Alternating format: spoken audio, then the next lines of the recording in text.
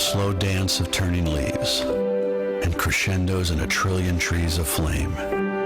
For the next several weeks, the curtain rises on nature's greatest show as the 19 million acres of woods called Michigan slowly explode in a frenzy of color.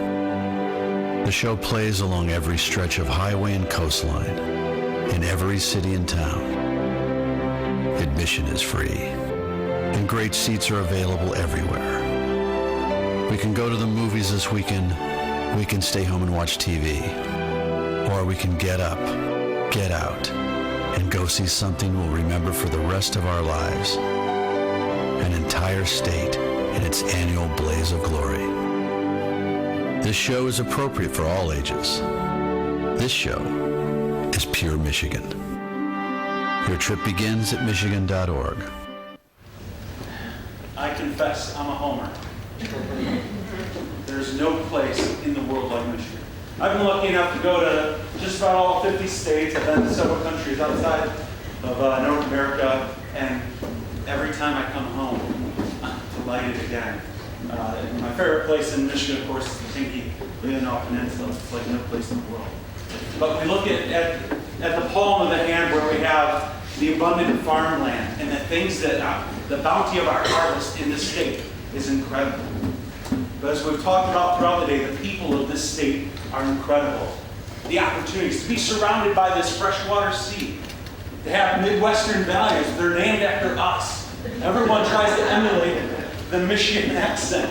You don't want to sound like a Southerner or a New Yorker or a Westerner. You want to sound like you're from the Midwest.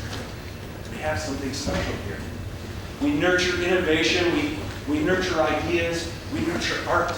We have so many great musicians and creators here.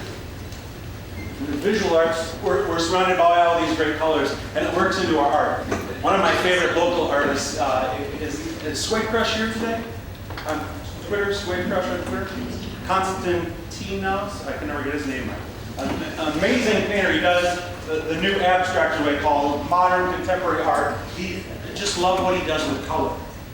And as you go to a contemporary art show or a modern art show, you're going to hear one thing at least a couple times as people go through the gallery. I could do that. You'll hear it again and again. But you didn't. For all the things that we think we can do, we don't get them done. And it's okay, we have tons of excuses, but excuses don't change anything for us. We can't rely on excuses to move the ball forward. We're always going to be busy. We're always going to have more things that we need to do. You know, we can always do more research. Oh my gosh, when I'm writing a proposal, the amount of research that I do just writes off because I'm curious and I want to keep learning rather than doing the thing in front of me, by doing my highest and best use. We fall short all the time by being busy. It's so easy to be busy. We need to be less busy and more gee-whizzing. Because here's what it comes down to. Ideas are perishable. Ideas are perishable. It plays off again and again as we look at the great inventions throughout history. Several people were chasing that patent or chasing that commercial launch. They wanted to be first there. Because as Terry was talking about, we're all connected. We're all part of this oneness. The things that inspire you and I aren't just seen by ourselves. They're seen by the 6 billion people on this planet. Lots of people are drawing those connections, firing those same synapses, putting it together, and taking that idea forward.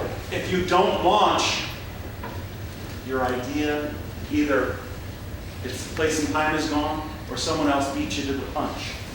I think about, I had an idea probably 10, 12 years ago to marry Charlize Theron. At the exact same time, other people beat me to it. Now, we have a lot of excuses. Well, it's not the right time. I don't have the right people in place. Imagine if the people in this room formed a company. We'd have a lot of leaders. Hopefully we'd have enough Indians left over. But talent is never going to be the problem. money is not a problem, even in this economy. Great ideas are being funded. Now, it may be harder. You may have to package your idea a little stronger than you've had to do in the past. But money is available. People are always looking for a winning idea if you can prove that it's going to pay off. And ideas are a dime a dozen. They're everywhere. They're not a precious resource at all. What is a precious resource? Well, the last 2 years have taught me one thing. It's time. It flies by. So fast.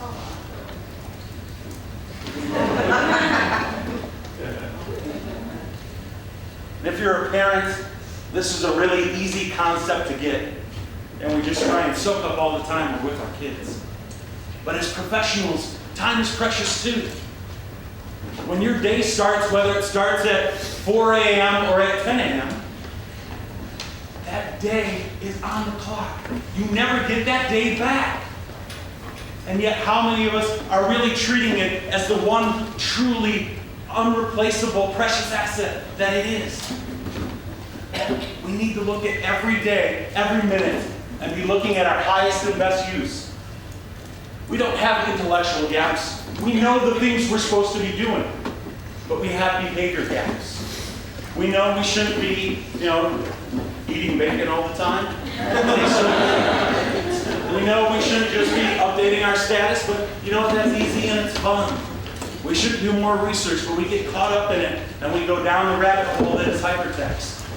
We need to change our behaviors to make a difference. The one behavior we can really do is when we come to doing our to-do list, let's stop using pens that we chew up because, oh my gosh, I have so many things to do, I'm never going to get it all done. Do your to-do list with a machete. All right? Cut out the things that you're doing. Focus on your highest and best use. This day is precious. How are you going to invest it? How are you going to make it multiply as you go forward? So here's some ins and outs for you. We need to out, making excuses. In, making progress. Out, placing blame. In, taking charge. Out, all talk.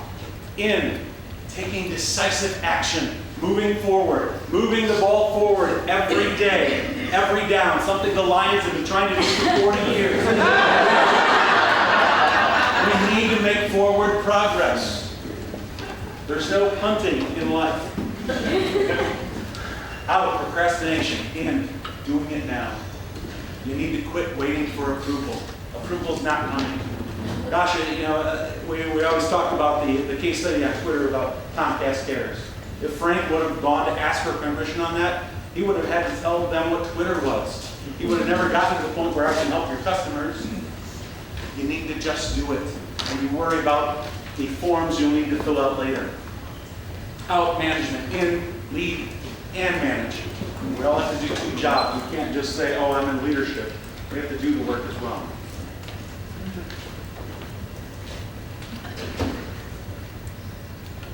We need to just take that one step off the edge. Because there will always be a reason why we can't go now. I have too much to do. I have this other thing in front of it. Oh, I promised I would do this. Oh, I'll wait until I have this or I have that. We need to jump, and the net magically appears.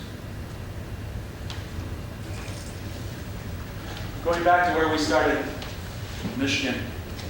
We've got a 1 in 6 billion chance of being in this room, of being surrounded by this free country, this beautiful state, these talented, sharing people that we're in.